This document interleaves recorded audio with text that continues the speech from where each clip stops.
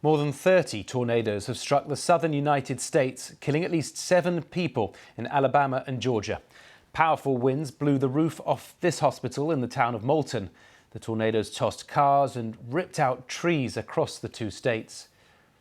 Officials are still searching for bodies in ruined buildings, and the full extent of the damage is being assessed. States of emergency have been declared by the governors of Alabama and Georgia. And this is the damage in the town of Selma. The historic downtown area is in ruins after a large tornado cut a path across it. Residents are under curfew orders due to toppled buildings and other hazards. Our CBS News correspondent Jared Hill is following the story, and he gave me this update. At least 7 people right now are confirmed to be killed from this tornado between Alabama and Georgia. These storms covered multiple states, though, across the American Southeast. At least one reported death here is of a child, that one in Georgia.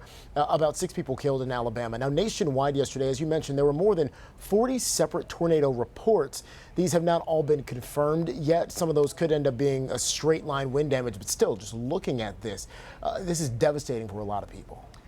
Devastating too for many suffering from blackouts and more bad weather forecasts. So what's likely to happen next?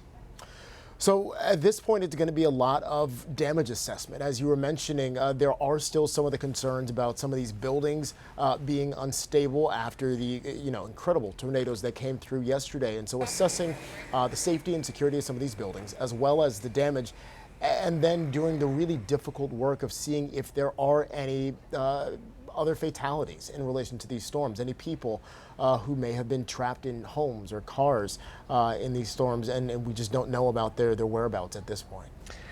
The roots of this are from a powerful storm system creating more than 30 tornadoes. How unusual is this? So at this time of year, according to meteorologists, the southeast is typically pretty dry, which is not something that would fuel this type of weather at this point of year. So this is something that does not happen very often at all. Meteorologists are saying that there potentially is some influence here from warmer weather in the Gulf of Mexico, just adjacent to the southern United States. There's some question around whether the warming weather is the result of climate change, which potentially would have then fueled these storms. But this is not something that the South typically sees, especially not this time of year. Usually we would see these types of reports in the summertime, not in January.